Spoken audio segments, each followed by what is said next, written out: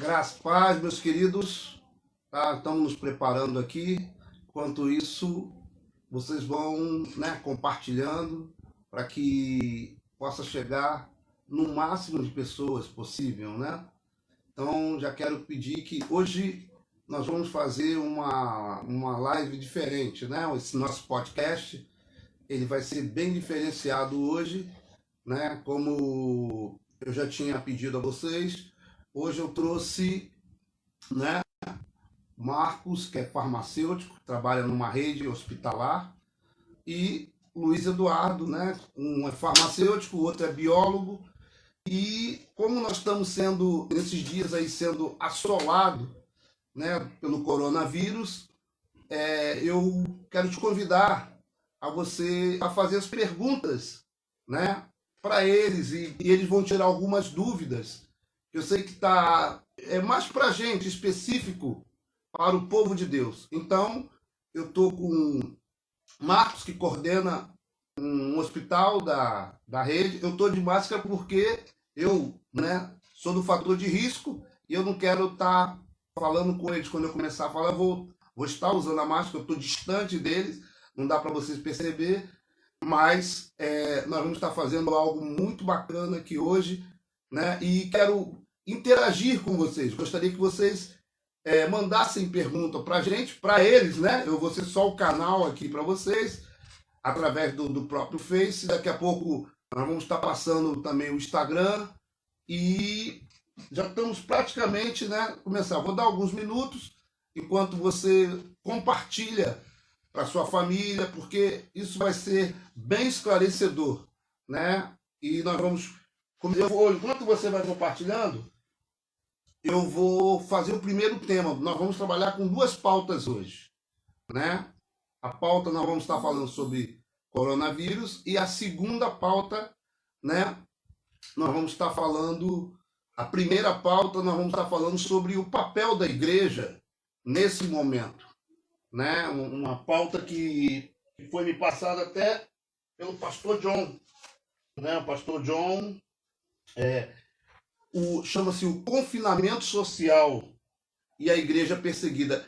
Eu hoje não vou falar sobre essa diferença do confinamento social e da igreja perseguida, não. Hoje, o que a igreja está deixando de fazer, graças a paz, Fernanda, na bênção. Tá até a Débora aí, tua prima está aí também, Eduardo. Aí, a Débora está aí assistindo também. Então, divulgue, compartilhe, porque eu estou trazendo dois que trabalham na área. Eles estão trabalhando na área. Eduardo, só com ele, trabalha, ele está com, acho que é 100, né, Eduardo? Sem leito disponível. Sem leito disponível, e ele trabalha direto como nessa área. E o Marcos também, né, que trabalha a rede, que eu não tenho autorização para divulgar a rede. Eu não quero. Leitos então está com 60 leitos e trabalhando diretamente. O Marcos ainda tem um fator que ele que está comprando material, né, que é o material que vai ser usado, que é o material que é usado no dia a dia. Eu acho, né, Marcos, que nunca aconteceu isso, né? De uma demanda tão grande. Já começou a falta. Já começou a falta dos insumos. Então, eu creio que vai ser algo bem ilustrativo e bem interessante. Eu não queria que você ficasse preso, só você, né? Use isso como uma ferramenta evangelística e compartilhe com a sua família, seu pai, sua mãe, seus amigos, o grupo da família. Manda para o grupo da família também, que nós vamos estar tendo esse momento tremendo aqui, né? Mas antes eu quero começar, como eu sempre faço, entregando a Deus toda a direção de tudo que vai ser feito aqui. Amém? Enquanto isso, você também vai compartilhando aí, chamando os amigos, grupos, né?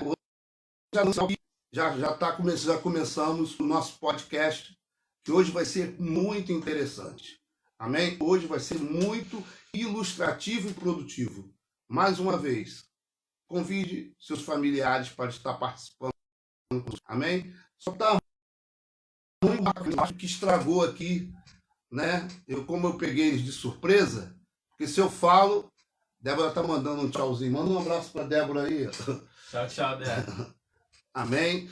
Então vamos lá. Pai, em nome de Jesus, nós entregamos esse podcast nas tuas mãos, esse momento que nós estamos aqui, e que seja um momento que possa trazer para cada um aqui, Senhor Deus, uma edificação, um entendimento, Senhor, e que pedimos que o Senhor possa direcionar tudo, porque tudo que nós fazemos é para honra, para glória, para louvor do teu santo nome. E já te agradecemos por essa oportunidade que o Senhor tem nos dado, Pai, em nome de Jesus. Amém? Glória a Deus. Está aí mandando ver? O Senhor está à frente. Vou repetir.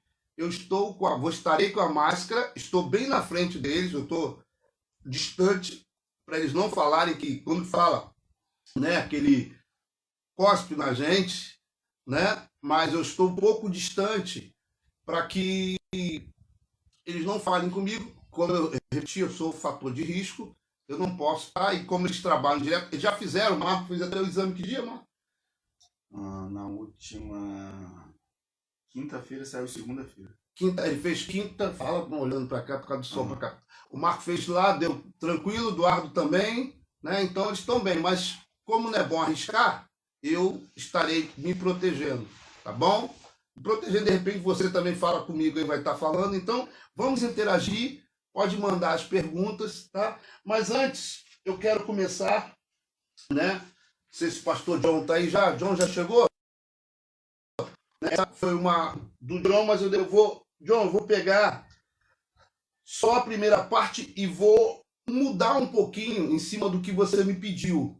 Entendeu, John? Você me falou sobre um confinamento social, mas eu não vou usar a parte espiritual, não, que igual nós falamos que quando eu tenho pregado à noite, falei que nós estaríamos, falei que nós estamos em prisão domiciliar, né? O vírus nos colocou em prisão domiciliar, né? Mas eu quero falar hoje de uma coisa, eu estava até conversando com o Eduardo mais cedo, isso me chamou muito a atenção, e a Aline, manda um abraço para a Aline, a Aline também tá vendo, entendeu? Nós tivemos uma situação, Sérgio está aí, Sérgio também deve estar me percebendo, o Sérgio, né, que é um dos nossos líderes da Rede Criança, juntamente com a Nayane, com o Pastor Brasil, Pastora Flávia, e as igrejas também, nós estamos, e me chamou isso, veio para mim, gerou uma preocupação, aquela palavra, né, a escolha de Sofia, não é isso, né, a palavra correta? A gente escolhe ou ver um lado ou ver o outro. E nós estamos tendo uma demanda, porque nas nossas igrejas, nós alimentamos várias crianças. São várias crianças e umas a gente sabe que vão ali por causa da comida. Porque a gente dá praticamente, juntando as igrejas, agora a Nova Campinas também já está fazendo isso, nós estamos alimentando uma média de quase, são 300 pratos de comida que a gente está deixando de dar. E às vezes, por que não vai lá levar a um lugar fácil? Entendeu? Não são lugares fáceis, né? Tem lugar que a gente tem uma dificuldade, a gente tem a permissão de trazer as crianças para a igreja e na igreja a gente alimenta.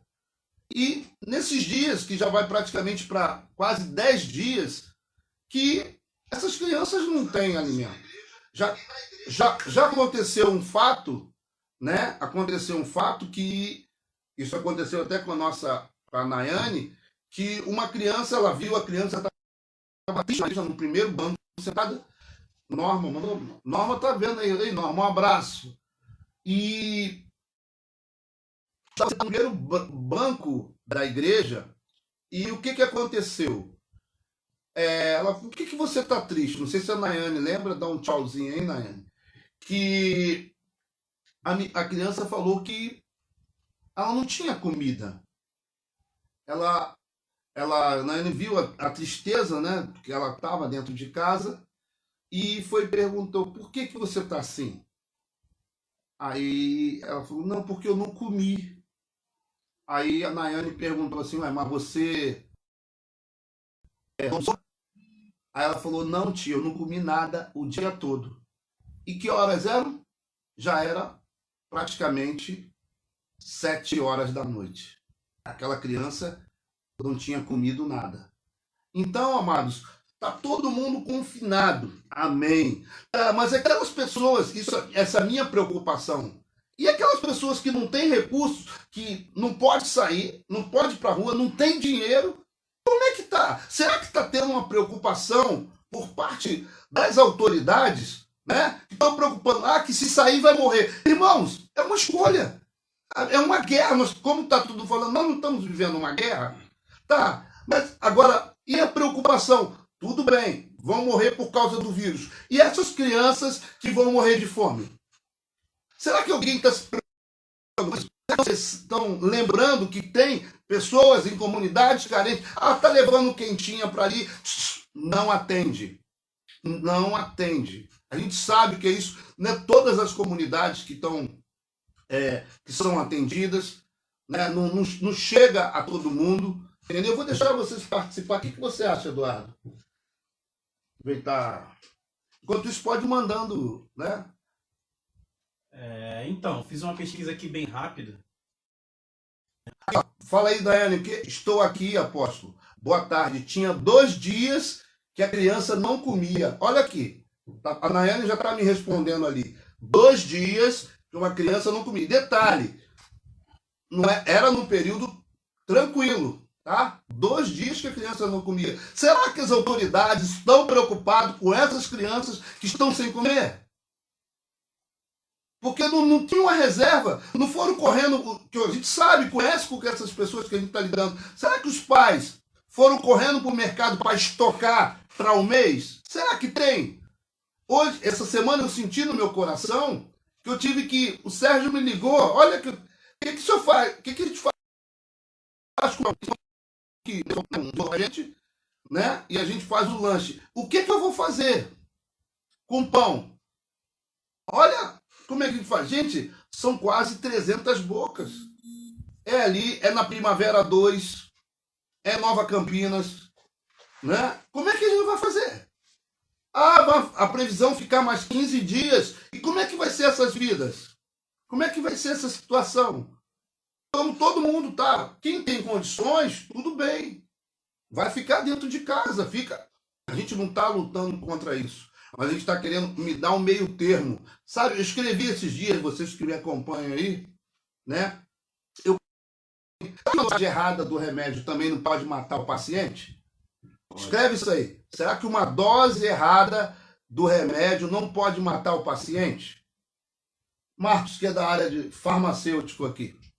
Pode, o que diferencia medicamento de droga é a dose, né? Então, assim, o que separa o que vai tratar daquilo que vai ser tóxico é um limite muito pequeno. Um medicamento, sim, pode matar uma pessoa se for manuseado de maneira equivocada. Então, se houver um manuseio de uma maneira equivocada, a dose do remédio pode matar. Pode ser nocivo. Então, irmãos, igual estamos falando, não, todo mundo, fique em casa. É muito fácil um artista chegar ali e falar, fique em casa, com um salário de 100 mil, de 150 mil, né? É muito fácil, com o estoque, com a geladeira dele cheia, com os armários cheios. Fique em casa, fique em casa. Agora eu quero dizer para vocês, quem é que vai nessa comunidade? E detalhe, é comunidade que nem todo mundo entra. Entendeu? É comunidade que nem todo mundo tem acesso. Né, Eduardo, que vocês foram lá fazer um trabalho lá no lixão. A gente está impedido, a igreja hoje está impedido. Nós estamos sentindo, o pastor John, como uma igreja perseguida, que a gente não conseguia fazer nada. Amém? Continuo pedindo a vocês que compartilhem com a família, com os grupos que vocês têm aí. Vamos depois jogar no Instagram também, né? Tá falando aí dos moradores de rua, né? Das pessoas que também precisam do acompanhamento. E aqui uma busca muito rápida mostrou que hoje em Caxias tem mais de 7 mil pessoas morando em área de risco, né? E que precisam de alimento, precisam de abrigo. Hoje. Diante disso tudo, né? Porque muitas pessoas têm falado, fica na sua casa, não vai pra rua. E aí esses dias eu vi uma reportagem numa emissora que o rapaz de rua falou, não, eu acho importante mesmo a prefeitura, eu acho importante o governo falar que as pessoas precisam ir para casa porque cada um tem que cuidar da sua família, todo mundo é pai de família, mãe de família. Mas a pergunta que o apóstolo deixa aqui, o que faz com a pessoa que não tem moradia? Eu trabalho ali perto da Cruz Vermelha e a gente vê a tristeza que é as pessoas tendo que botar pano de lençol nas cadeiras e chamar aquilo de casa, porque não tem as mesmas condições do que muitas pessoas que estão aí do outro lado assistindo, né? Então isso é o que diferencia hoje nós como cristãos das pessoas lá de fora, né? Amém? E você, Marcos, o que você acha disso, Marcos? Eu acho que, como o apóstolo falou, a gente precisa achar um meio termo pelo seguinte, né? A gente também não... O intuito do governo não é gargalar o sistema de saúde. Então, assim, ter uma sobrecarga e aí limitar a circulação de pessoas para a redução da propagação do vírus é importante. Por um outro lado, é como teve um acionamento de amigos que são autônomos, que há um mês com o comércio fechado não tem condições de colocar o alimento dentro de casa. Eles realmente trabalhavam e o que arrecadavam num dia era a provisão de casa. Hoje já tem 30 dias sem levar nada para dentro de casa. A própria área da saúde já está se mobilizando. Colegas meus já criaram um grupo de vaquinha farmacêutica para comprar cesta básica para amigos que não têm recurso algum, que antes tinham e agora não podem. Então, assim, é racional e consciente a gente limitar principalmente os grupos de risco de ficarem circulando, de ter acesso público, mas precisa achar um terceiro caminho para justamente essas pessoas que dependem da autonomia, que dependem daquela autonomia, né, que tem a renda baseado na circulação de rua, para conseguir mobilizar a economia do bairro, da cidade, do estado. Porque, gente, o que está acontecendo? Isso está me chamando verdadeiramente a atenção, porque já começou a me incomodar. Entendeu? 15 dias que a gente não consegue alimentar as nossas crianças, isso já está me gerando uma preocupação. Será que ninguém está preocupando? Será que esse pessoal que está indo na televisão, nada contra, estou falando, né? É o que é correto? É o que é correto. Mas será que a gente não tem uma terceira via? Será que o pessoal que está lá, né, que deu essa ordem da Organização Mundial de Saúde, que muitos deles ali estão dentro de um escritório, amém? Muito dentro de um escritório, às vezes veio de família que tem situação, porque para ele chegar onde chegou, né, foram pagos faculdade, chegaram naquele nível, porque estava lá. Mas será que não pode ser para cada um uma realidade? Como é que essa realidade dessas pessoas que estão passando por necessidade? Será que não está tendo uma preocupação, né, com essas pessoas que, como eu falei, as nossas crianças que vêm para a igreja, irmão, são quase 300 crianças que não estão se alimentando. São quase 300 crianças que a gente dá comida, entendeu? E nós não estamos... Aí isso gerou, desde ontem, comigo, eu fiquei preocupado. Já começou quando eu tenho uma média de 150 pães que a gente recebe, entendeu? Eu vou tirar um pouquinho que isso me abafa. A gente recebe uma média de 150 pães. Então, né, isso por semana, que a gente dá fora das outras igrejas. E eu estou me sentindo travado porque a igreja tem que fechar, não pode abrir, não pode fazer isso, não pode fazer aquilo. Amém. Mas cadê o pessoal na televisão para dizer assim, vamos dar um jeito para alimentar esses que estão necessitados? Vamos dar um jeito, porque precisa. Igual tá lá, alguém vai na comunidade que entrar lá e chegar com comida, com alimento, e detalhe, não é coisa para aparecer na televisão, não. Isso não é coisa que a gente faz, já faço há 22 anos que eu faço isso. E a gente nunca procurou mídia. Entendeu? A gente nunca procurou mídia. E isso tá me gerando uma preocupação. Eu estou falando pela nossa igreja, que eu sei que outras igrejas também têm um papel muito importante na sociedade. Entendeu? Tem um papel muito grande. Então, eu não estou falando reunir as reuniões, amém. A gente tem outros canais, a gente tem os nossos cultos aqui. Mas eu estou falando a minha preocupação como pastor, né, que cuida das ovelhas. E é o meu papel é cuidar dos necessitados. É o papel da igreja. Né? Tanto quando os apóstolos levantam aqueles para cuidar das viúvas, daqueles que estavam passando por necessidade. Eu queria saber de vocês também, se já está gerando em vocês essa preocupação, porque essa onda está vindo, irmãos, está levando tudo. Eu estou vendo, né, não sei se vocês conseguem perceber, está vindo como se fosse um tsunami. Né? Tá vindo para todos, tudo bem, classe A, classe B, mas é muito bonito, é um discurso muito bonito. Assim, fique em casa, entendeu? Fique em casa. E como é que fica? Estou preocupado com as nossas crianças que vivem em comunidade, estão sem alimento. E eu pergunto, prefeitura, governo do estado, governo federal, ninguém bate lá não, irmãos. Eles são os marginalizados, entendeu? A nossa preocupação é que também a fome também mata.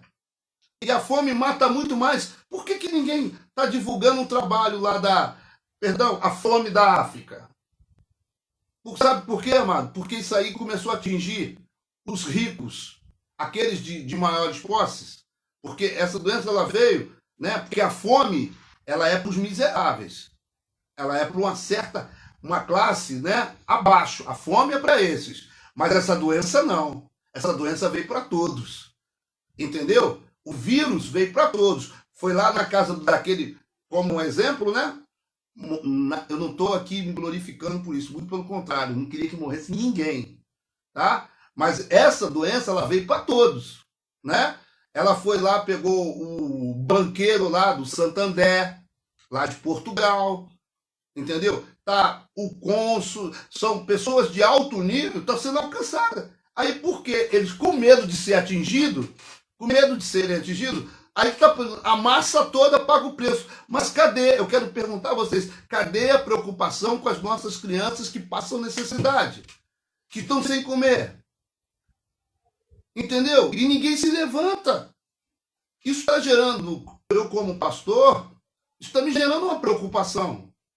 Porque eu não vejo uma palavra, não vejo um jornal que diga assim, comunidade. Aí mostra meia dúzia, a ONG tal fez isso. Irmãos, o meu trabalho não é ONG, é um trabalho de igreja. É aquilo que está lá na igreja de Atos, ajudar os necessitados. E aí, Marco, quer falar alguma coisa em cima disso? Que eu já tenho que mudar, a gente já vai mudar, porque esse assunto ia demorar, ia render. Amém? Quem está entrando agora é o nosso podcast. Queria até falar para vocês, vamos terminar essa pauta dentro de alguns minutos, mas se você ainda quiser, né, e quiser convidar o seu grupo, já passar aí pelos links do AP José Mário Pereira no Facebook e qual é do Instagram, Eduardo? Depois a gente vai botar no Instagram também, tá? E vou pedir o Fernando para me mandar no YouTube, vou mandar para vocês. Tá? Se você quiser convidar as pessoas para que eles vão estar falando sobre o coronavírus. Eu estou aqui hoje, trouxe 2 convidados, né? Que peguei eles de surpresa, até porque eles conseguiram hoje a gente ia comemorar o aniversário do Eduardo, né? Mas como ele está trabalhando direto, porque ele tá trabalhando diretamente como biólogo, ele está trabalhando direto, né, com o coronavírus, assim como o Marco. Todo mundo trabalha numa rede, né? Eduardo trabalha em 2 hospitais, né? Que estão sendo referência nisso aí. Eles vão estar falando algumas perguntas que vocês fizerem, a gente vai estar juntos aí. Fala, Marco, depois Eduardo. Bom, na verdade, assim, hoje o movimento da área da saúde é justamente, tem sim, dedicado forças para conseguir triar, né? A grande procura de pessoas com os sintomas que são característicos do Covid-19. O problema é que, assim, o Covid-19, ele chega, que é o coronavírus, mas, assim, nada parou. A gripe continua, a chikungunya continua, a HN1 continua. Então, assim, a maior dificuldade dos profissionais de saúde hoje, que é a linha de frente, é a gente conseguir triar isso. Porque, assim, cada 2 casos identificados, a gente eliminou 400. Então, são, assim, 400 pessoas que ali foi insumo, EPI de segurança. Então, assim, hoje tem uma grande demanda para isso. Todos os profissionais de saúde têm um cuidado com paramentação para poder manusear isso e orientar também a população, né? Que é importante não compartilhar e tá com sintomas característicos de gripe, que são os sintomas do coronavírus. É importante procurar uma unidade de atendimento de saúde. Tem os pontos de referência que o governo publicou e não sempre que as educações de etiqueta, né, que ao tossir amparar com o braço, né? As pessoas estão até brincando que é o comprimento, faça como o Batman na hora de tossir, evitar o contato, evitar a aproximação, cuidado também na hora de manusear objetos pessoais com pessoas que têm sintomas característicos. Então, tem higienização das mãos, tem que ter um cuidado, ou com água e sabão, ou com álcool em gel. São as recomendações para a comunidade para evitar a disseminação do vírus. Bom, depois dessa aula explicativa aqui, né, do Marcos, então, eu posso falar um pouco daquilo mesmo que ele estava falando e só complementando também, para quem não tem vivenciado isso, né, a gente está na linha de frente dos hospitais, das clínicas da saúde, tem sido uma guerra mesmo, né, por mais que o Brasil ainda não tenha chegado no seu ápice da sua epidemia, grandes hospitais têm virado referência, e tais eles, como o meu, também o do Marcos, tem virado referência para receber esses pacientes. Então não é porque o corona está aqui que as outras doenças pararam de existir e os outros vírus acabaram de se proliferar. Muito pelo contrário, semana que vem o governo já tinha estipulado que a gripe também já estaria entre os vírus também que estariam circulando junto com o corona. Isso também dificultaria um pouco o diagnóstico, né? E é bem complicado porque a população, parte da população, age como se fosse mera brincadeira, mera zoação, mas não é. A gente que tem vivido isso pessoalmente tem visto que o negócio é muito sério e a população às vezes não leva a sério porque não tem acontecido com seu parente, com seu amigo, com seu vizinho. E a gente que está na linha de frente tem visto o quanto é difícil trabalhar na rede do município, do estado, da saúde, ainda mais com tudo isso que está acontecendo. Então, diante de tudo aquilo que o Marcos falou também, né, a gente precisa se prevenir, se cuidar e, acima de tudo, não criar pânico, porque tem gente indo para o mercado estocar papel higiênico, comprando álcool em gel em grande proporção. Não precisa disso. O sabão e a água é tão eficaz quanto o álcool em gel. Então assim, eu não tenho álcool em gel, eu vou morrer. Não, não é isso. Você pode muito bem lavar sua mão com sabão que vai ser tão eficaz quanto o álcool em gel. Então assim, diante daquilo que o apóstolo tinha falado como pauta, creio que a palavra que eu deixo é isso, né? Para que se cuidem, para que realmente levem a sério, e a gente, como povo de Deus, temos que falar as boas novas. Tem emissoras que só vivem falando, emissoras, jornais, que é o fim do mundo, que tem gente morrendo, mas tem muita gente também sendo curada. Tem pesquisadores, cientistas, farmacêuticos, biólogos, biomédicos, estudando para chegar à cura. E não é só o lado vazio do copo, também tem um lado cheio do copo. Tem pessoas estudando para que isso acabe, entendeu? E eu quero fazer algumas perguntas para vocês, vocês que estão vivendo o dia a dia.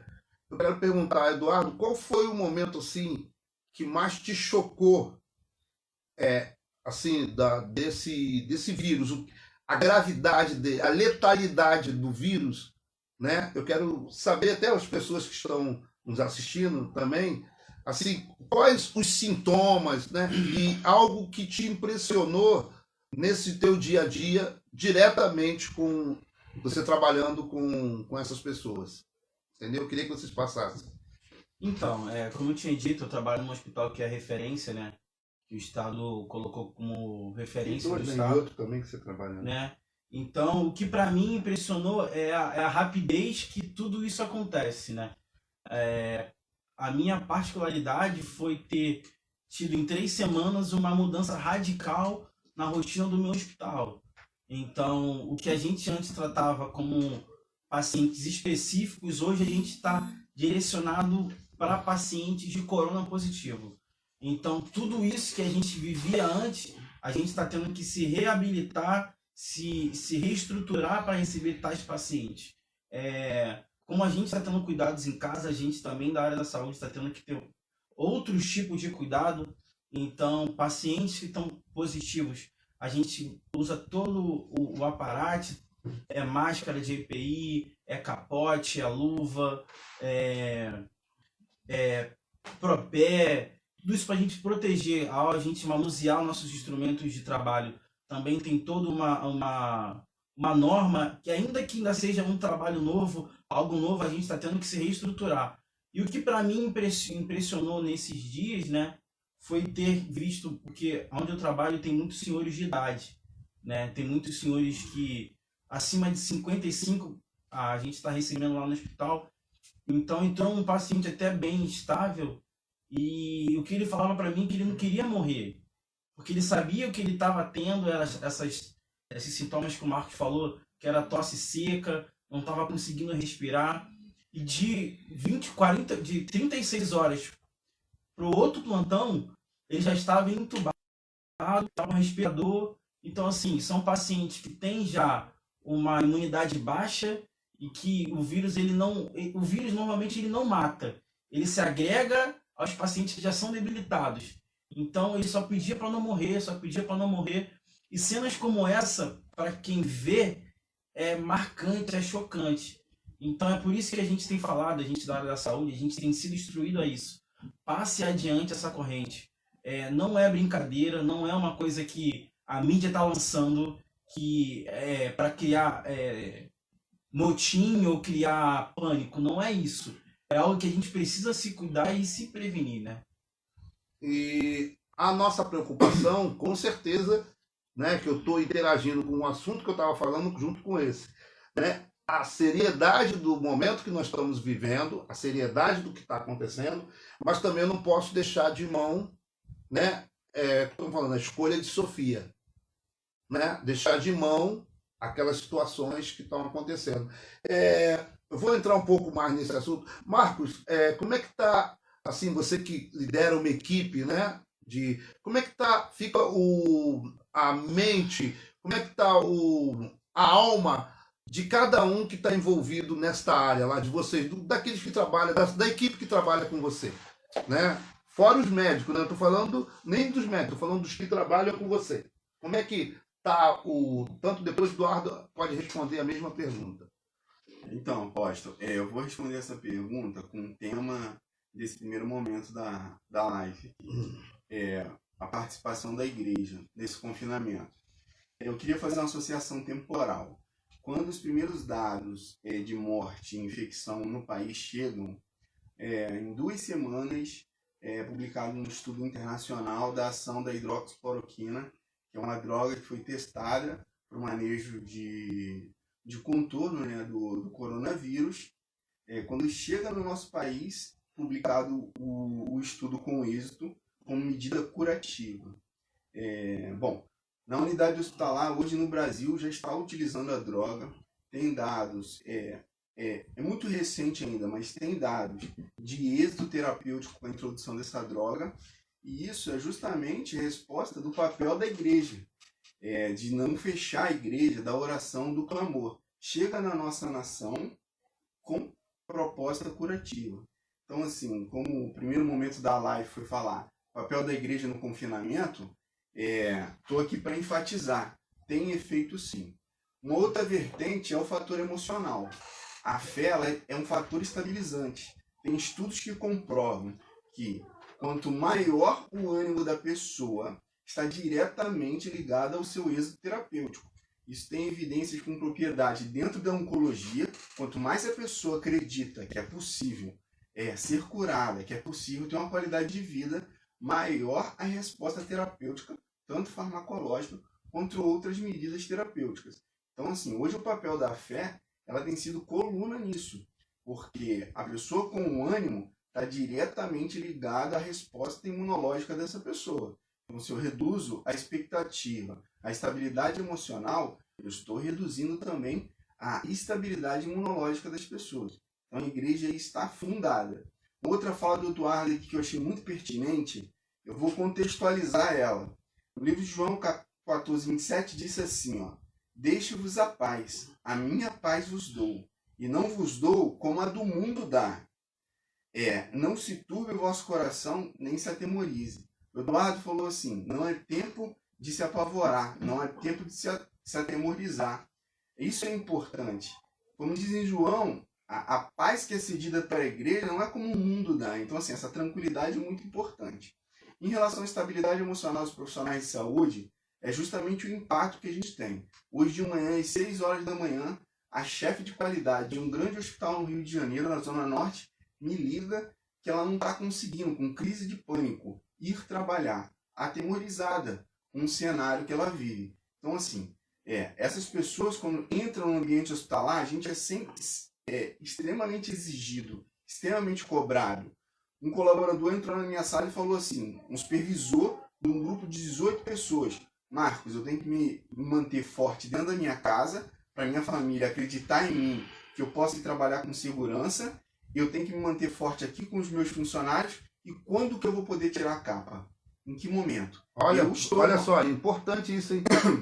Quem está falando, alguém da área da saúde. Quando eu puder tirar minha capa. É como eles estivessem ali representando e vivendo, né, no meio de um caos. Então, eu aproveitei que eu estava com eles aqui, né, para que eles pudessem falar do que eles estão vivendo. Eles estão no front. Tanto o Eduardo como biólogo e o Marco como farmacêutico, eles estão lá, né? E o que o Marco falou é muito interessante, porque estão querendo até, olha que coisa maligna, gente, tirar a fé. Então, olha, vamos entender. Fechou a igreja, que a igreja não orar. Vocês entenderam? Porque tirar a igreja é coluna. Entenderam? Então, se tira, fecha a igreja. Entendeu? Porque a coluna, onde também vai atender os que estão aqui. Né? O hospital atende os que estão doentes. Mas os que estão sãs estão ficando doentes porque têm sido bombardeados por tantas informações ruins. Entendeu? Então, olha como é que isso está abrangendo uma coisa muito grande. A gente está tendo esse momento aqui, é algo muito importante. Tanto que eu estou pedindo, compartilhe com os grupos de vocês. Pode falar, Eduardo.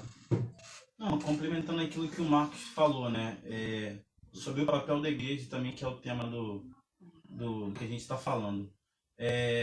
Nós que estamos na linha de frente, a gente tem sido instruído a todo momento não desistir, né? Por mais que a dificuldade apareça, como todo mundo sabe, é um vírus novo, é algo que até há pouco tempo se ouvia falar, mas não tinha nenhum estudo ainda publicado em ênfase tão profundo quanto tem sido hoje essa pandemia no mundo. Então, alguns cientistas já haviam publicado isso há um tempo atrás, mas que chegasse a essa altura, essa dimensão, ainda não tinha nada ainda escrito ainda, né? Nem aqui no Brasil, nem fora do Brasil. E uma coisa que a gente tem vivenciado, nós como igreja, né, temos às vezes deixado a desejar, é que nós mesmos como cristãos evangélicos temos falado palavras que em vez de encorajar, a gente tem desanimado aqueles que são ímpios.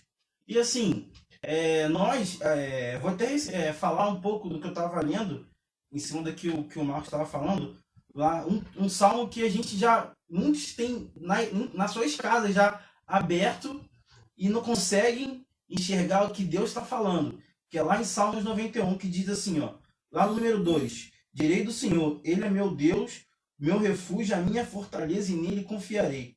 Porque Ele te livrará do laço do passarinheiro e da peste perniciosa. Ele te cobrirá com as suas penas e debaixo das suas asas te confiarás a sua verdade e teu escudo te bloqueará. Não temerás do medo do terror à noite, nem da seta que voa de dia, nem da peste que anda na escuridão, nem da mortalidade que assola ao meio-dia. Então, a gente já sabe esse salmo de cor e já ressalta e já fala sempre, mas a gente não acredita nisso. Então, esse é o momento de nós, cristãos, acreditar nisso que a gente tem vivido e falado e confiar em Deus, porque não adianta a gente começar a assistir televisão e ficar o tempo todo alienado na televisão. É que alguns jornalistas têm falado, e eu concordo, pastores também têm falado, para um pouco de assistir televisão, procura ler. Vai. Como eu havia falado, gente, jornalistas e pastores têm falado, para um pouco de assistir televisão, para um pouco de chamar isso para você, porque você confia num Deus maior. Você tem um Deus que ele é maior do que tudo isso que está acontecendo. Não é porque está acontecendo no mundo que você vai se mutilar por isso, né? E uma experiência que a gente tem vivido no hospital, quando nós fomos credenciados a estar à frente dessa campanha, dessa mobilização do hospital, houve-se uma reunião e foi falado que nós iríamos fazer a parte de linha de frente, que seria um dos primeiros hospitais a participar desse projeto de manipulação com os pacientes de corona positivo, né? E muitos profissionais começaram a falar que eu não quero participar, eu não estou pronto. E foi nos indagado uma pergunta que, para muitos que são formados na área da saúde, nós fazemos um juramento, que é servir e cuidar dos pacientes. E isso foi perguntado. E aí é que eu faço a pergunta para vocês que estão assistindo. Qual é a pergunta que eu deixo para vocês nessa tarde? O que você tem feito para poder não mais criar esse pânico dentro do coração de vocês e passar as boas novas para a igreja, né? Entendeu? Então, gente, eu quero fazer outra pergunta, Marcos, aqui. Será que... Isso aí é a pergunta até da Neia. A Neia que mandou essa pergunta. Será que as estatísticas são verdadeiras? Será que o que está ocorrendo é real? De fato é real? O que vocês acham na análise fria de vocês? A Neia também mandou ficar com a máscara. Tá bom, né? Obrigado. Olha, o cenário de outros continentes, né? Europeu e asiático, constatou justamente diferente, né? Os dois, tanto na Europa quanto na Ásia, constataram que sempre a curva obedeceu uma subnotificação. Então, tanto na Europa quanto lá na China, eles viram que o número de casos compilados, medidos, era sempre inferior ao que realmente estava circulando na população. Acho que essa expectativa também vai obedecer à curva nacional em relação de número de pacientes infectados com Covid-19. Pacientes assintomáticos que estão com o vírus é uma realidade. Então, assim, acho que o nosso sistema de saúde não consegue ter uma medição por não estar preparado, né? Ninguém estava preparado para isso, fidedigna. Acho que realmente a curva mostra é uma realidade de subnotificação. Com a chegada dos novos testes que o governo está fazendo aquisição, isso pode traduzir a minha fala. Uns testes com agilidade, né, com resultados mais rápidos e com acesso mais facilitado. Hoje, dentro de algumas redes, o resultado sai em 4 dias. Então, assim, e poucas pessoas têm acesso. Em outras redes tem um tempo reduzido. Eu acredito que quando ficar mais eficiente ao nosso método diagnóstico, essa curva tende a gritar aí. Mas estão dizendo que daqui mais ou menos a semana que vai entrar, que vai chegar no pico, vai chegar no número mais alto. Por que isso, Marco e Eduardo, né? Não sei qual dos dois. Por que vai chegar no pico nessa semana? Por que essa previsão? O que vocês acham? Por que essa previsão? Vocês têm algum estudo de vocês? Que vocês podem ter acompanhado, como estão na área? Por que essa parte tão alta no decorrer desses 10 dias? Olha, eu acredito que tem 2 viés dos canais de comunicação e dos órgãos de saúde de dissipar isso.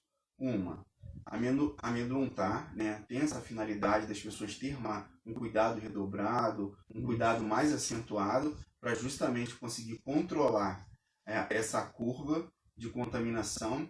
E outra é que, na realidade, assim, qualquer infecção é uma equação exponencial. Se eu tenho um contaminado, eu tenho uma multiplicação X, se eu tenho dois contaminados, eu tenho uma contaminação 2x. Então, assim, quanto maior o número de casos medidos, a racionalidade é isso ser propagado, né? Então, acho que tem essas duas vertentes. A nossa medição começar a ter um norte agora, e o outro é criar alarde mesmo para a população conseguir se cuidar, ter cuidado redobrado. Porque o que a gente observa é que em alguns bairros, em alguns locais, há uma banalização total. Então, a gente estava falando no início aqui de achar um meio do termo, mas tem gente que está literalmente desconsiderando os cuidados. Lugares com circulação, alta circulação de idosos, lugares sem nenhum cuidado, o amparo, comércios abertos, sem nenhuma paramentação ou ferramenta para higienização.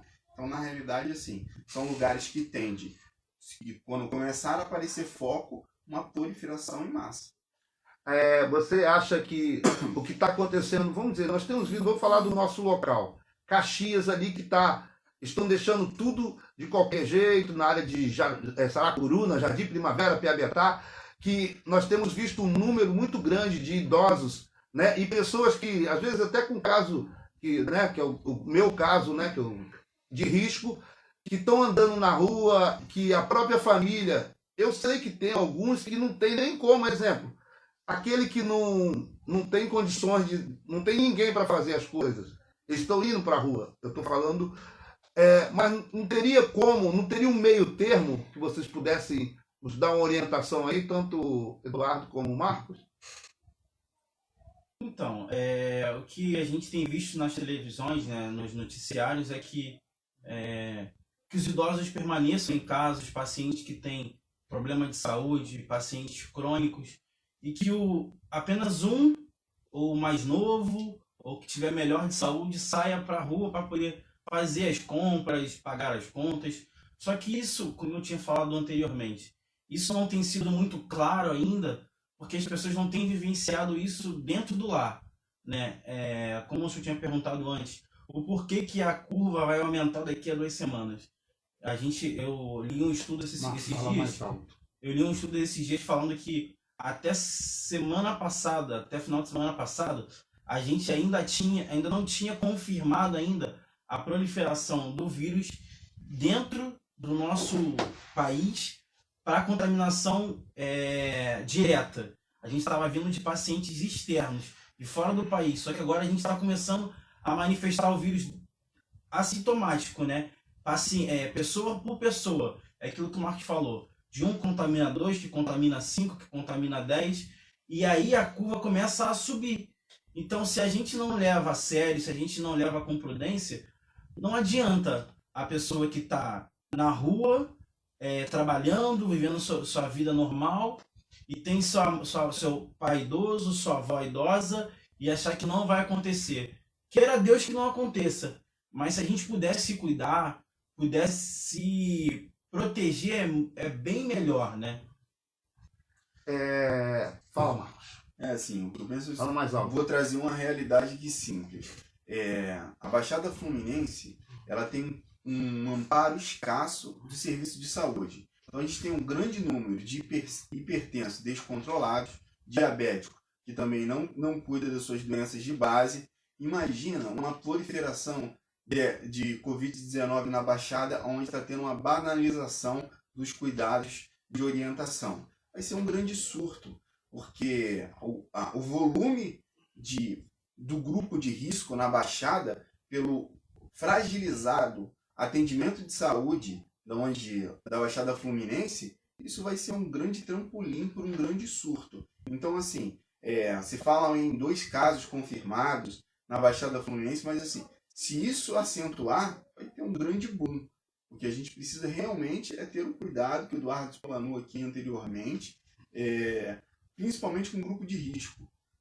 As pessoas que têm doenças de base, hipertenso, diabético, que tem uma sobrecarga imunológica, que é um facilitador para a ação do vírus quando contraído, precisam tomar os cuidados recomendados pela Organização Mundial de Saúde.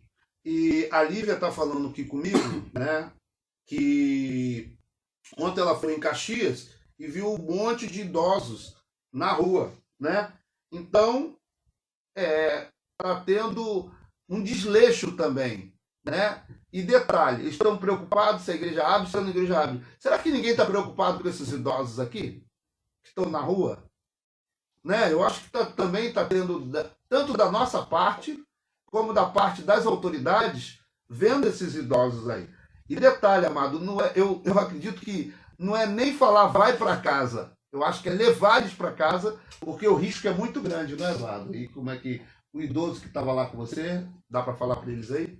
Estou pedindo para vocês falarem um pouco mais alto. Vocês estão ouvindo bem aí? Acho que já me pediram aqui, vão chegar mais perto, eu vou chegar mais longe deles. Então, como eu tinha dito, né, a experiência que eu tive é um pouco marcante, um pouco não, é totalmente marcante para a minha vida profissional, porque ninguém espera que isso aconteça no seu quintal, na sua família, e você vê uma pessoa que aparentemente, né, mas o meu avô é diabético, mas ele é controlado, a minha mãe tem problema de hipertensão, mas é controlado. Esse vírus ele veio para somatizar a doença que você tem. Então, se você é um paciente que tem diabetes, um paciente crônico, um paciente que já tem predisposição para poder se fragilizar diante desse vírus e está propício a arriscar a sua vida para poder achar que isso é uma coisa normal, eu falo para você por experiência própria, não é normal. As coisas estão...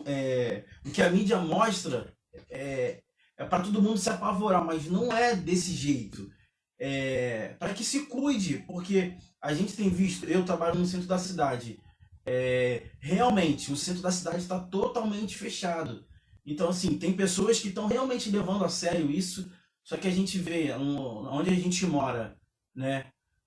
Feiras cheias de pessoas, aglomeração de pessoas. Peraí, a Neia tá me mandando aqui, ó, falando, ó, lá na Primavera, padaria cheia, mercado e farmácia, tudo cheio de gente, como não tivesse acontecendo nada, né, Neia? Neia me mandou isso aqui agora, eu estou interagindo com o pessoal, distante de vocês, para tá dando o que o pessoal tá me passando aqui, eu estou falando. Então, padaria, mercado, então, eu quero dizer, acho que em Caxias, aí na área de Jardim Primavera, Santa Cruz da Serra, Nova Campinas, aí o vírus não vai chegar. Amém? Vamos lá? Perguntaram aqui se um quadro alérgico, as pessoas que têm um quadro de alergia, rinite, sinusite, inclui no fator de risco. Não. Só um minuto, Marco. Andréia, pede teus pais para assistir aí, bota para eles ouvirem, que estão falando de pessoas que eles trabalham em hospital, tá? O Eduardo está falando comigo que teve um caso que o homem entrou saudável, estava com vírus, com 3 dias ele foi a óbito. Tá? E o Marco também tem caso também que depois ele vai falar. Pode falar, concluir, Marco. E aí, na realidade, assim, um quadro alérgico ele não vai te incluir num grupo de risco. Ele vai te incluir no grupo de sintomas que são similares aos sintomas de quem está diagnosticado com coronavírus. O que te inclui como fator de risco são doenças, como o Eduardo falou, doenças bases, né? Aquelas doenças de diabetes, hipertensão, doenças crônicas, que é aquelas que têm controle e não medida curativa, que ao longo da sua vida vão demandar do seu sistema imunológico um desgaste maior. Se eu tenho um sistema imunológico mais desgastado ao longo da minha vida para controlar a minha hipertensão, para controlar a minha diabetes, se eu sobrecarregar esse Só uma pergunta, Marco. Renite também está falando aqui. Renite é um fator? Não te inclui no grupo de risco. O que as doenças respiratórias têm ação respiratória são o que contribui, né? A associação é que os sintomas são similares à do Covid-19. Que os sintomas do Covid-19 são os sintomas de uma gripe comum. Tosse, falta de... Então, assim, as doenças que incluem a população em grupo de risco são doenças que ao longo da nossa vida a gente está lidando com ela e sobrecarregando o nosso sistema imunológico. E aí, quando a gente recebe um outro tipo de micro-organismo que causa um dano, como o Covid-19, a gente já tem um sistema imunológico abalado, a ação do vírus vai ser de maneira amplificada. Por isso que o Covid-19, o coronavírus, ele tem uma ação de mortalidade mais nociva no grupo de pacientes idosos, que é característica nessa população ter doenças crônicas. Então, isso que te inclui aí no grupo de risco. Tá tendo uma pergunta aqui, né? Isso aí eu achei que era da área de psicólogo, depois vou trazer a Aline aqui para falar. Mas como é que está a ansiedade? Como é que está a expectativa da equipe, das pessoas que trabalham com você? Qual a expectativa? Como é que está sendo o dia a dia de cada um de vocês? Enquanto o pessoal vai fazendo as perguntas, igual estava ali, eu acho que Flávia, não sei se já entrou, ele atendeu a tua pergunta, Flávia, que você fez? A pastora Flávia fez uma pergunta ali e eu acho que o Marcos atendeu a pergunta. Pode falar. O Eduardo Marcos aí. Como é que está o sentimento de quem está trabalhando? Na realidade, assim, o que povoa, o que preenche o ambiente hospitalar hoje é medo e temor lá. Porque já teve profissionais que teve crise de pânico. Justamente isso. Porque assim, a falta de estudos, da condução do comportamento do vírus, como é muito novo, assusta. Tem medida curativa, mas é muito novo. Ninguém sabe se a hidroxicloroquina, todo mundo vai responder à hidroxicloroquina associada à azitromicina, que é o tratamento de primeira linha hoje. Então, assim, o desconhecimento está assustando. E principalmente o seguinte, o profissional de saúde, ele não é só o farmacêutico, ele não é só médico, ele não é só biólogo, não é só psicólogo. Ele é pai, ele é mãe, ele é marido, então assim, ele é neto, ele é filho, então tá todo mundo preocupado. Se eu contrair, eu posso perder o amor da minha vida. A gente tem uma filosofia dentro do segmento hospitalar que a gente não cuida de um paciente, a gente cuida do amor de alguém. Só que a gente também tem um amor, tem pai, tem mãe, tem marido, tem filho. Então assim, o grande receio que povoa o segmento da área da saúde é justamente isso. A gente entende que para a gente não há estudos nem amostragem que mostra que pode causar um grande risco, mas a gente tem população de risco no nosso mundo, nos nossos outros ambientes de vida. Então, assim, é um ambiente de muita tensão hoje. E, Eduardo, o que você fala disso aí, Eduardo? Então, aquilo que o Marcos falou, né, sobre a gente estar... das pessoas que estão na classe de risco, né? Só que aí, muitos jovens, alguns amigos meus me perguntaram, cara, mas... Só uma pergunta. Chegou um aparelho, isso aí eu acho que o Eduardo pode falar, que é mais da tua área. Deixa ele concluir que eu vou ler aqui depois. Pode falar. Aí, alguns amigos meus me indagaram, né? Poxa, amigo, mas aí eu não tô na faixa de risco, eu não posso ser contaminado. Só que aí eu sempre faço essa pergunta para eles. Mas e seu pai e a sua mãe? Você não tem amor, seu pai, sua mãe, sua tia, sua avó? Porque aquilo que o Marcos falou, não tem estudo ainda.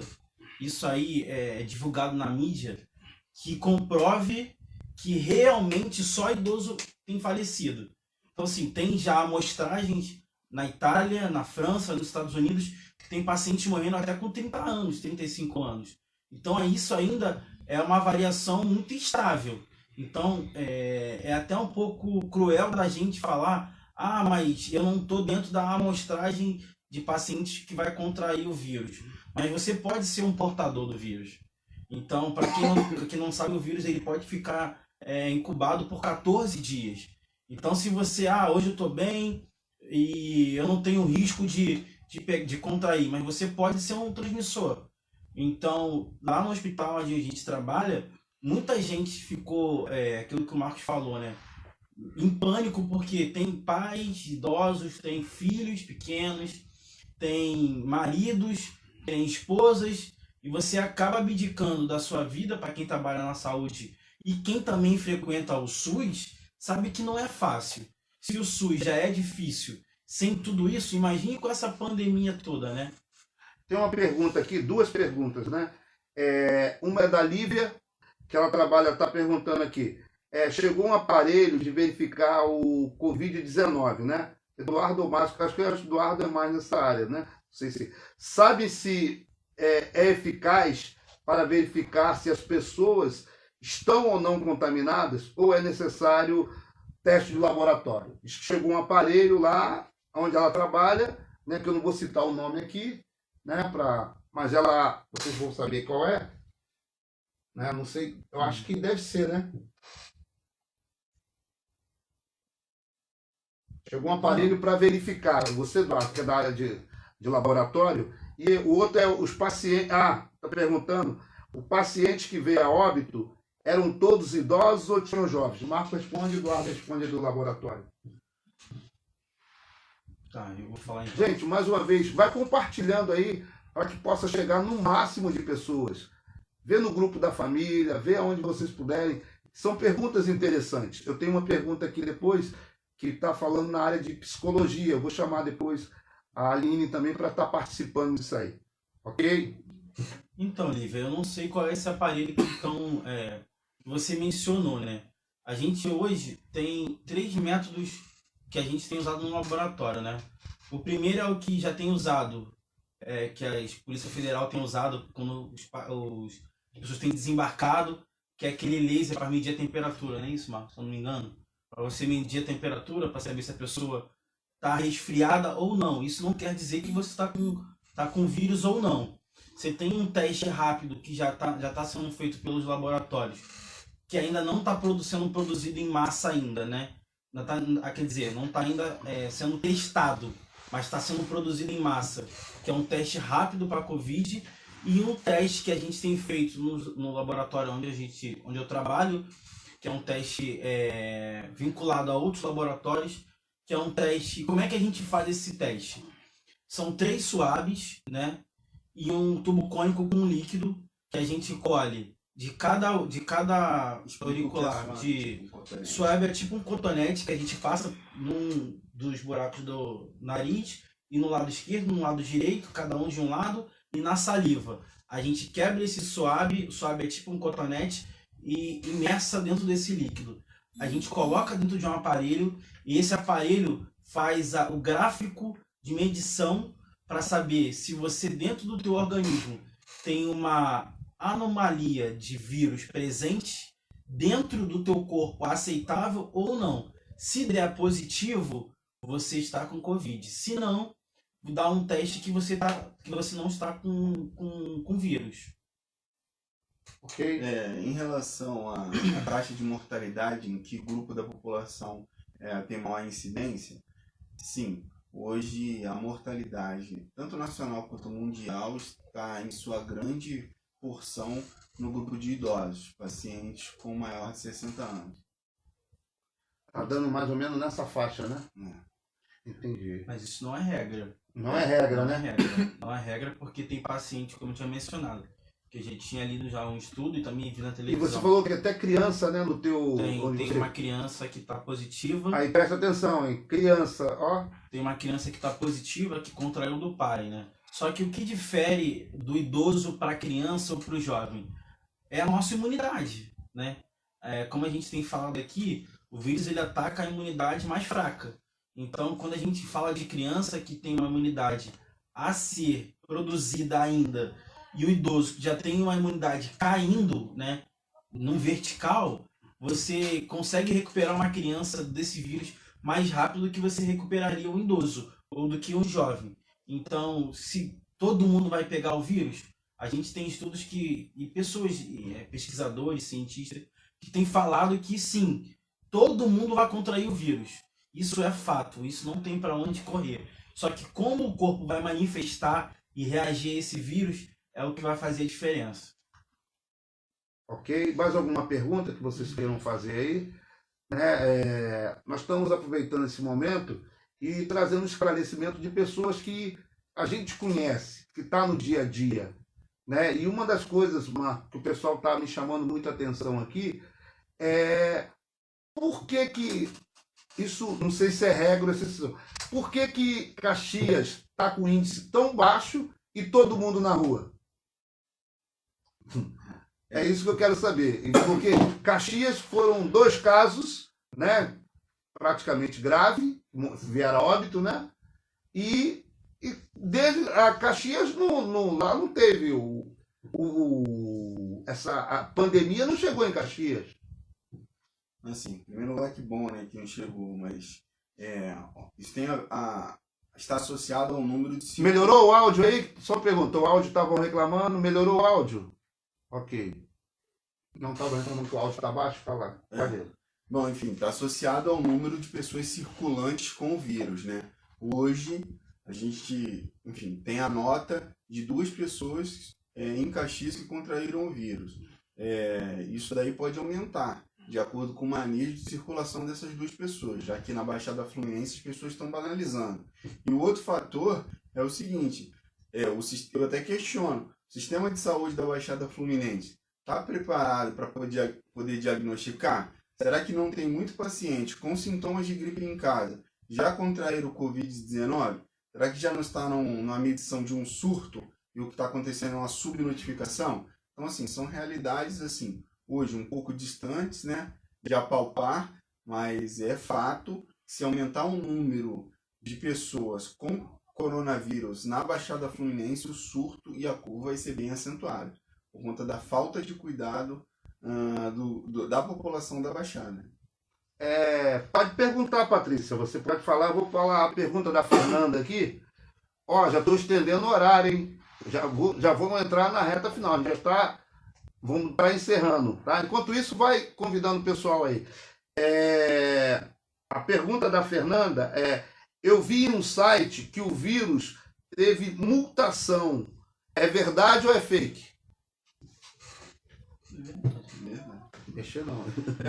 Isso aí eu acho que é o curso natural de todo micro-organismo. Quanto maior a exposição e circulação, maior assim, o Eduardo tem um aprofundamento na microbiologia, maior a probabilidade de mutação com o curso. Quanto maior o curso do micro-organismo, maior a possibilidade de mutação genética daquele vírus.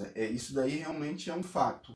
Não é fake. E foi diagnosticado que não é o mesmo, o vírus que está sendo proliferado na Europa, não é o mesmo vírus que está aqui na América do Sul, na América Latina, e não é o mesmo vírus que vai chegar à África, porque ele vem sofrendo mutações por clima, por biologia, por genética, então isso é tudo uma adaptação do vírus, né? Aqui o Fernando está falando que aqui em Nova Campinas, né, devem ter descoberto a cura por Covid-19, pois está todo mundo na rua. Então, como disse o Bispo Fernando, Nova Campinas está imune. Isso é verdade? Pode acontecer? É a pergunta que eu fiz. O que está acontecendo? Será que o esquema é todo mundo na rua? Que já fica todo mundo doente de uma vez, é isso? Então, eu tenho, não sei se o Marcos vai falar isso, vai concordar com até mesmo o que eu estava falando com o apóstolo mais cedo, né?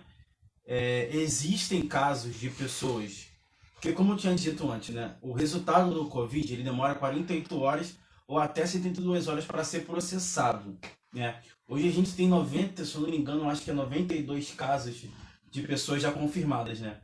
Só que existem casos de pessoas que morreram pela doença, só que não deu tempo de diagnosticar que era Covid e ele entrou na estatística de pacientes com problemas respiratórios, né? Isso é interessante o que o Eduardo está falando aqui, né, Eduardo? Vou te cortar, que o Eduardo falou que tem situações que não está dando nem tempo do legista laudar de fazer o laudo se é ou não, né? Então sai fora da estatística, é isso? Sai fora da estatística, porque não tem resultado ainda verídico para tal doença, porque o exame ainda está em processo, então você não pode retificar um laudo, ainda mais de falecimento, então você faz o diagnóstico como problema respiratório, diabetes, e aí você entuba um índice que talvez seja mascarado, porque não deu tempo do exame ficar pronto, né? Entendi. Eu também quero dizer que esses 2 casos aqui em Caxias, eu acho que é as orações da igreja, né?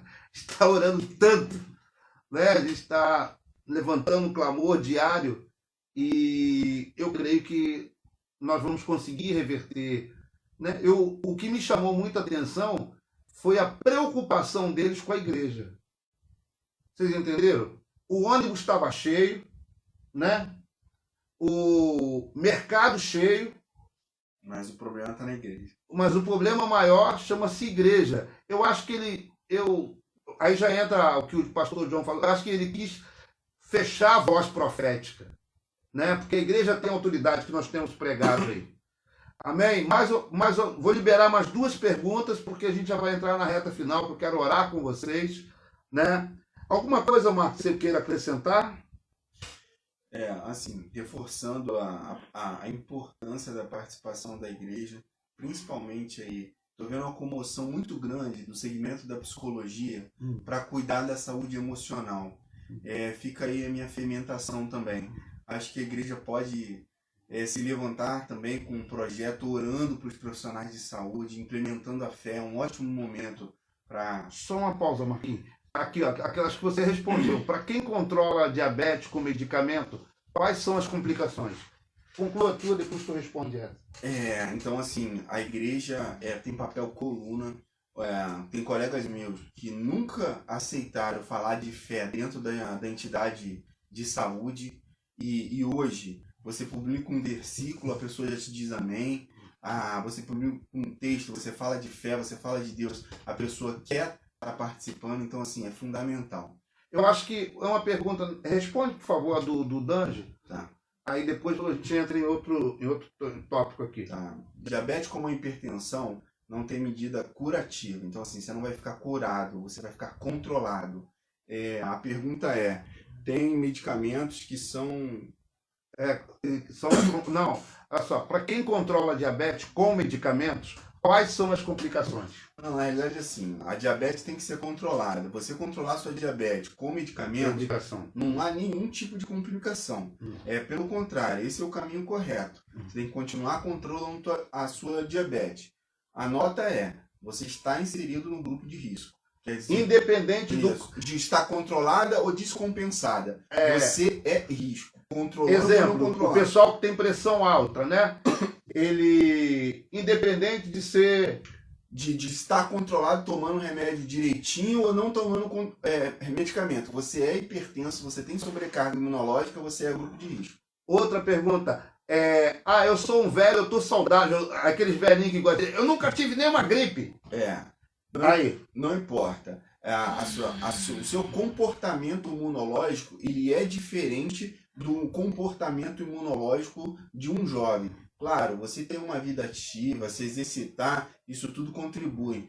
Fazer uso de vitaminas, principalmente no grupo de idosos, que o seu corpo não tem tanta disponibilidade assim, isso é muito importante. Então, mas assim, não te retira do grupo de risco. Tá bom? E outra coisa, Marcos, é uma pergunta. Vocês que entram lá, estão orando, né, Eduardo, vocês antes, quando começa o trabalho, a parte espiritual, como é que tá? Como é que vocês conseguem agregar isso lá, mesmo sendo em lugar que a razão predomina? Hoje, assim, a realidade é que está bem mais aberto para isso, né? O diretor regional do segmento que eu faço parte, que é uma empresa de saúde privada, decidiu criar uma capela no hospital. Então, assim, quem nunca pensou em fé, agora está pensando em fé, que está vendo isso daí como um fator base no segmento de saúde. No meu setor, a gente faz uma oração todo dia de manhã e, assim, o número de pessoas na oração triplicou. Agora, todo mundo... É um ótimo momento aí para falar de Jesus. Amém. Então, isso que o Marcos falou é realmente verdade, né? É quando que a gente prova a nossa fé. É quando a gente é desafiado, né? Então, isso tudo que está acontecendo no mundo te leva ao desafio. Respeitando todas as crenças. Lá no hospital, cada um tem sua fé, sua crença. Mas todo mundo tem um único propósito, né? Sabe que de tudo aquilo que eles adoram e oram, Deus é acima de tudo, né? Então, assim, tem setores que já separam um tempo para poder orar, porque a gente sabe que ainda não é o ápice da doença. Então, assim, a gente está se preparando para o pior, porque a gente tem visto nos noticiários na Europa momentos que chegam a se escolher quem vive e quem morre, né? Então muita gente tem conversado sobre isso e falado para que Deus não permita que a gente chegue nesse momento, né? Que a gente tenha que escolher entre pacientes morrer e viver. Claro, a gente aqui não é médico, nós somos formados em farmácia e biologia, então somos da área da saúde, estamos em linha de frente, não somos melhores nem piores que ninguém, mas o que a gente pode deixar para todo mundo que tem compartilhado isso na área da saúde com a gente eles têm cansado e falado isso todas as vezes. Se Deus quiser, isso vai passar. Então essa palavra que todos usam, o espírita, o candomblessista, todos, se Deus quiser, isso vai passar. Então cada um tem orado e a gente, como cristão, tem sido coluna para algumas pessoas, né? Que não, como o Marco falou, não acreditavam na fé, mas sempre fala assim, poxa, pede para o seu apóstolo orar pela gente, pede lá para a tua igreja colocar meu nome no relógio de oração, porque tem vivido literalmente isso tudo de frente, né? Amém. Gente, foi bom até aqui, eu não vou estender mais não, acho que a gente já passou da hora, porque a princípio era meia hora que virou uma, agora já estamos praticamente, já vai para quase 1h30, né? Eu quero agradecer vocês. Depois eu vou estar trazendo aqui, vamos estar fazendo com uma psicóloga, né? E uma psicopedagoga. Eu vou estar trazendo nesse nosso podcast, que o nome do nosso programa é A Hora Nona. A Hora Nona, o que quer dizer isso, apóstolo? Eram as 3 horas que eles se reuniam para orar. Então, o nome do nosso programa é A Hora Nona, que tem um propósito que a gente também tira esse momento para orar. Eu quero agradecer a vocês e pedir a vocês que vocês divulguem o nosso trabalho, divulguem isso aí que nós estamos fazendo, né? E hoje foi algo bem especial que eu trouxe para falar na área, né? No momento de tudo que está acontecendo. Amém? A partir hoje, às 19h45, nós teremos o nosso culto, a nossa reunião. Eu também estarei trazendo uma palavra para cada um de vocês, uma palavra que vai trazer vida, uma palavra que vai edificar cada um de vocês. Amém? O nosso podcast só segunda-feira agora, amanhã nós não teremos, só na segunda-feira, né? Naquele mesmo bate-horário, que é a partir das 15 horas. É só lembrar, a 9ª hora, programa a 9ª hora, né? Que é o nosso programa do Ministério Internacional Filadélfia, né? Que vai ser o nosso, em breve, nós estaremos montando nossa estrutura de TV, que vai estar abençoando cada um de vocês. Quero mandar um abraço para todos aí que estiveram conosco, que participaram. Que Deus abençoe vocês tremendamente. Vamos orar? Vamos orar por esse momento. E orar também, eu quero orar vocês junto pelo pessoal da área de saúde, né? Pedir que Deus possa revestir e cobrir cada um deles que estão na linha de frente. Vamos fechar os olhos de vocês aí, eu vou ficar aqui, eu vou estar orando. Pai, em nome de Jesus, nós entregamos cada um que trabalha na área de saúde, Senhor, que estão ali diretamente envolvidos, Senhor Deus, com esta causa que tem assolado, essa pandemia que tem assolado. Eu entrego a vida deles nas tuas mãos, Pai, e peço que seja médico, enfermeiro, do porteiro, Senhor Deus, aquele que está ali na frente recebendo, ao que está lá cuidando, operando, seja ele qual for. Guarda eles, guarda a família deles, abençoa a vida deles, Pai. Revista tanto eles como a família, que praga alguma chegue na tenda deles. Pai, também toma essa situação que nós estamos vivendo e peço a tua intervenção e damos ordem aos seus anjos, ao seu respeito, que cesse esta praga, que pare tudo isso que está acontecendo, Senhor. Nós estamos orando pelo Brasil, assim como estamos orando pelas nações. E já te agradecemos, Pai, em nome de Jesus. Que Deus abençoe vocês. Não esqueça, já vai avisando, às 19h45, o nosso culto. Amém? Estaremos tendo o nosso culto. E hoje eu recebi uma mensagem que me chamou, me emocionou muito, agradecendo por isso que nós estamos fazendo, tanto da live quanto do culto, que está sendo muito edificador. Amém? Que Deus abençoe vocês. né? Voltaremos o nosso podcast, a hora nona, só segunda-feira. Segunda-feira, que horas aí? Vocês já sabem? Segunda-feira, a partir das 15 horas, tá bom? E no próximo eu vou estar trazendo também uma psicóloga que vai estar trazendo alguns esclarecimentos para vocês aí. Que Deus abençoe, fica na paz.